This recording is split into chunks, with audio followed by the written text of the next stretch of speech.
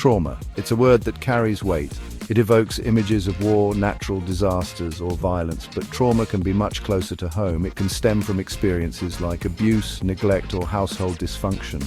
These experiences, unfortunately, are more common than we might think. Nearly two-thirds of adults in the United States have experienced at least one traumatic event in childhood. These events leave their mark. Trauma affects children's developing brains and bodies. It impacts their ability to learn, to form relationships, and to thrive. For educators, understanding trauma's impact is crucial. Children don't leave their experiences at the schoolhouse door. They carry them into classrooms where they can manifest in challenging behaviors, disengagement, or difficulty focusing. Traditional disciplinary approaches often fall short in these situations. They fail to address the root cause of the behavior, the trauma that lies beneath the surface. Trauma-informed education offers a new way forward. It calls for a shift in perspective from what's wrong with this child to what has happened to this child. This shift is essential for creating learning environments where all students feel safe, supported, and empowered to heal and grow. Our understanding of trauma has evolved significantly over the past century. In the aftermath of World War I, soldiers returned home exhibiting a constellation of symptoms: nightmares, flashbacks, and emotional distress. Initially dismissed as shell shock, this condition eventually gained recognition as combat fatigue, and later post-traumatic stress disorder, or PTSD. This recognition marked a turning point. It acknowledged the profound and lasting impact of traumatic experiences on mental and emotional well-being. However, for many years the focus remained primarily on individual pathology rather than the broader social and systemic factors contributing to trauma. In the early 2000s, a paradigm shift occurred with the emergence of trauma-informed care.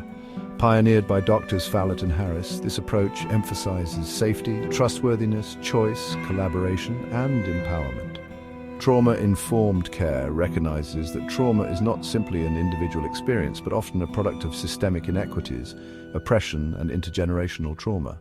This approach moves beyond simply treating symptoms to addressing the root causes of trauma and creating environments that foster healing and resilience.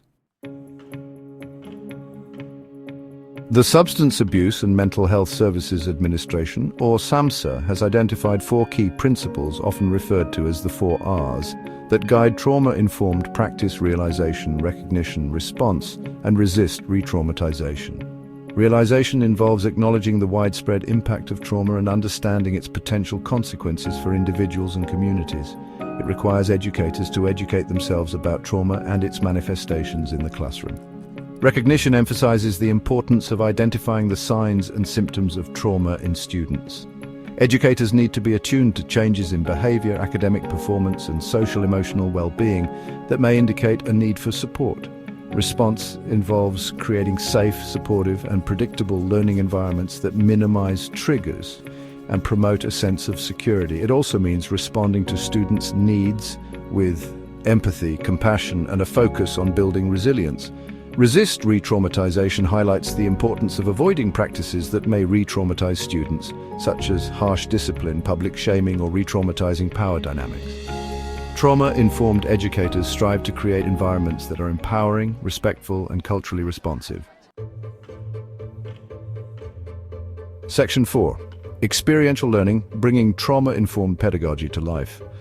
Professors Lewinsky and McLaurin, pioneers in the field of trauma-informed education, have developed innovative approaches to training pre-service teachers.